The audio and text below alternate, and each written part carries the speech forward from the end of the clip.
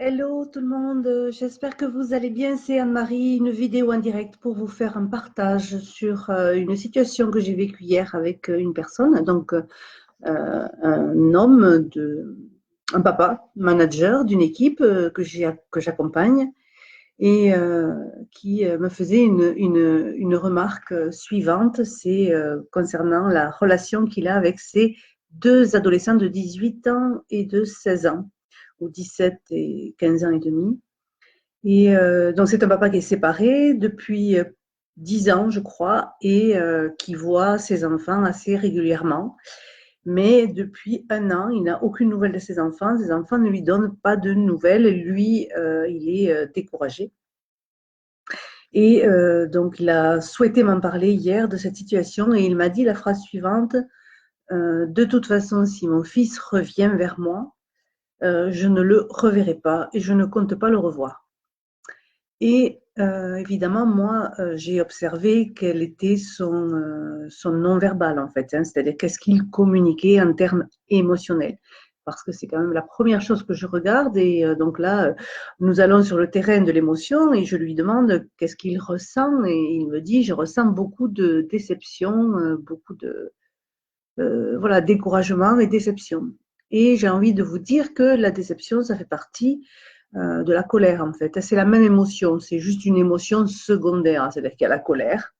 Et comme parfois, cette colère, on ne veut pas la dire ou la montrer, eh bien, on la cache sous des émotions secondaires. Là, en l'occurrence, c'est la déception.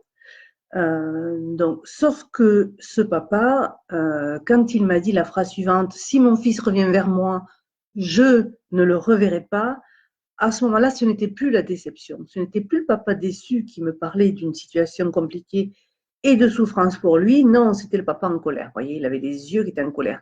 Et là, j'ai vraiment senti qu'il était hyper en colère. Alors, effectivement, c'est un papa avec lequel on travaille sur la communication. Donc, sa communication, sa façon d'être avec ses équipes de travail. Et effectivement, notre sujet à aborder sur la relation avec ses adolescents, puisque donc sa deuxième adolescente, il ne la voit pas non plus. Voilà, donc il s'est mis à ce moment-là à accuser les uns et les autres du fait qu'il ne voyait plus ses enfants. Euh, et c'est vrai que la situation est assez complexe. Maintenant, les parents ne s'entendent pas toujours, même souvent pas du tout, dans ces familles qui sont décomposées, recomposées, décomposées, surtout au moment des fêtes de Noël, etc.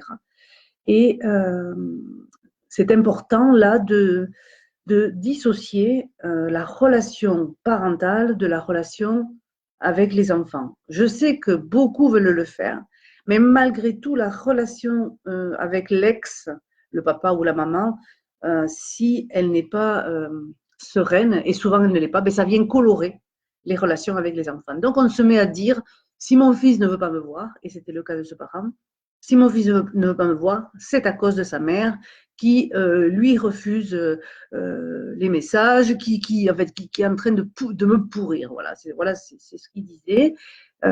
Donc, alors, moi, je ne rentre pas là-dedans et c'est important de ne pas entrer dans toutes ces considérations parce que ça fait comme un cinéma mental et c'est fatigant pour les parents, enfin, pour le parent. En l'occurrence, là, c'est ce que je lui ai donné comme conseil, de ne pas rentrer dans cette considération-là et d'accepter sa souffrance. Accepter sa souffrance, ça ne veut pas dire oh oui, je souffre, tout va bien. Enfin, tout va bien, je sais que je souffre. Ça veut dire simplement s'autoriser à vivre des émotions comme la colère, parce que ce papa a le droit d'être en colère. Il a envie de voir ses enfants, il ne peut pas les voir. Ses enfants ne veulent pas le voir depuis un an. Donc, il a le droit d'être en colère.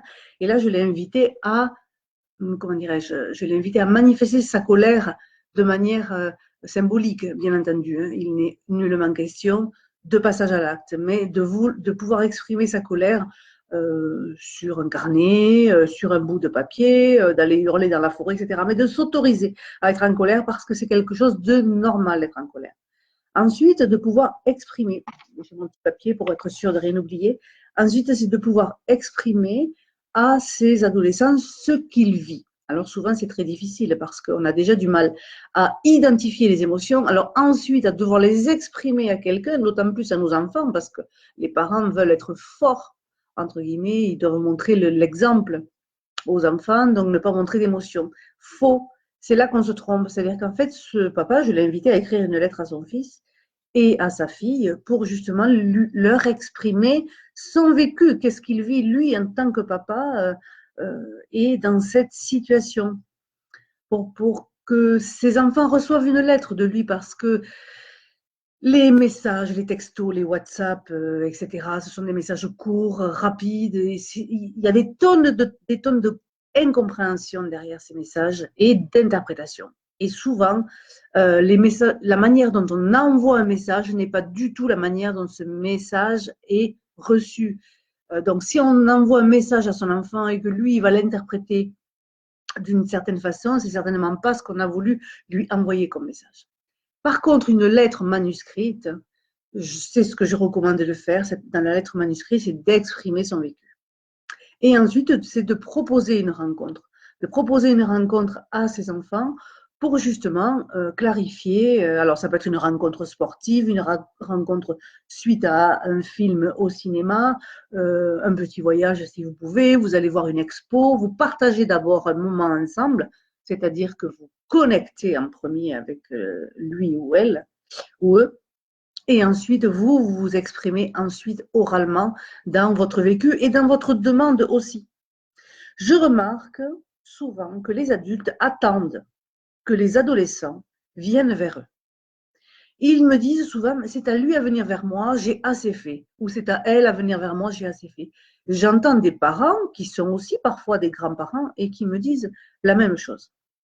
Je pense que là, il y a une erreur. C'est-à-dire que c'est aux parents à montrer l'exemple, c'est-à-dire que c'est aux parents à aller vers les adolescents. Nos adolescents vivent des chaos émotionnels. Vous avez vu, nous, les adultes, comme on a du mal à parler de la honte, la dépression, la rage, la colère, le désespoir, le découragement, toutes ces émotions qui nous traversent en tant qu'êtres humains. Vous avez vu comme c'est difficile pour nous, les adultes. Alors, imaginez pour les adolescents, cette difficulté est multipliée par 10, parce qu'en plus, ils ne savent pas du tout gérer leurs émotions ni les contrôler. Donc, les émotions chez les adolescents et les jeunes adultes, ça les prend. Ils sont possédés un peu. Et ils ont beaucoup, beaucoup de mal à gérer ça. Donc, nous, en tant que parents, ben, en fait, ce qu'on a à faire, c'est à apprendre à gérer nos propres émotions, c'est-à-dire à les identifier. Hein. J'en parle dans ma formation parents-ados comme chien et chat. C'est vraiment d'aller chercher ses émotions, de nommer ses propres émotions et ensuite de les exprimer à ces adolescents. Et vous verrez que l'adolescent, sur le moment, évidemment, la première fois, ça va lui paraître bizarre, mais au bout de la deuxième, troisième, quatrième fois, il va trouver ça normal et à ce moment-là, il va lui aussi vous parler de ses émotions. Ainsi, il pourra vous dire pourquoi il ne veut pas vous voir. C'est ce que j'expliquais à ce papa hier, pourquoi son enfant ne veut pas le voir, mais il ne sait pas.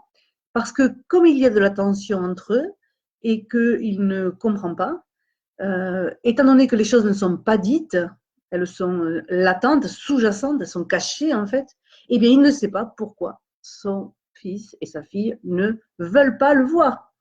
Alors il essaye de banaliser en disant c'est pas grave, bon, comme il a refait sa vie avec une personne depuis quelque temps, il banalise. Il dit ben, c'est comme ça, etc. Sauf que c'est quand même un homme qui souffre et il y a énormément de parents qui souffrent. Moi, je vois énormément de personnes qui souffrent de la coupure du lien avec leurs enfants. Et donc, je recommandais à ce papa donc d'accepter ses émotions et de les évacuer. D'exprimer à ses enfants d'abord par une lettre ou ensuite de partager un moment ensemble pour pouvoir vraiment exprimer avec eux. Et ensuite de proposer un temps de rencontre. Voilà, c'est un exercice que je propose et que j'explique en détail dans la formation Parents ados comme chien et chat. Je crois que c'est le module 3 ou le module 4 de la formation, c'est vraiment recréer du lien, reconnecter avec son adolescent. Enfin, pour clôturer ça, c'est n'attendez pas qu'il soit trop tard. C'est-à-dire que si vos enfants ne veulent pas vous voir depuis plusieurs mois, ne répondent pas à vos messages, ne vous écrivent pas, c'est qu'il y a probablement chez eux des émotions qui sont bloquées. Et comme ils sont, entre guillemets, jeunes encore, et ils n'ont pas le recul que nous avons, et ils banalisent à leur façon eux aussi. Donc voilà, ils peuvent ensuite échafauder des plans comme nous on fait. Hein. C'est mon père ne veut pas me voir. Peut-être qu'il pense que son père ne veut pas le voir. Ou voilà, chacun va imaginer un scénario mental, ce qui n'est pas bon. Mais nos adolescents font la même chose. Hein. Donc en fait, moi je vous invite à clarifier vos émotions, à exprimer et ensuite à aller vers. Je suis convaincue que c'est aux adultes à aller vers les adolescents. Les adultes n'ont pas à attendre que les adolescents viennent vers eux. C'est aux adultes à montrer l'exemple de l'ouverture à l'autre, l'ouverture empathique et ce que j'ai mis et le partage. Voilà, et la manifestation de signes d'intérêt. Ce qui est difficile pour un adolescent aussi, c'est de se dire on ne veut pas me voir, je ne suis pas intéressant. Hein. On ne sait pas ce qui se passe dans la tête des adolescents, donc c'est hyper important de se reconnecter d'abord pour ensuite échanger sur ce sujet. Voilà, n'hésitez pas si vous avez des questions. Je vais avoir un peu plus de temps pendant ces vacances. J'espère vous faire comme ça des petites vidéos en live. Vous m'avez laissé quelques messages, que ce soit sur la page Aider son ado, sur mon mail ou sur la communauté ici. En tout cas, je mettrai que des vidéos de techniques et d'outils uniquement sur la communauté pour vraiment vous aider dans l'accompagnement en communication avec vos enfants et vos adolescents. Surtout au moment des fêtes, reconnectez avec eux. Ils en ont besoin et vous aussi. Je vous souhaite une excellente journée. À bientôt.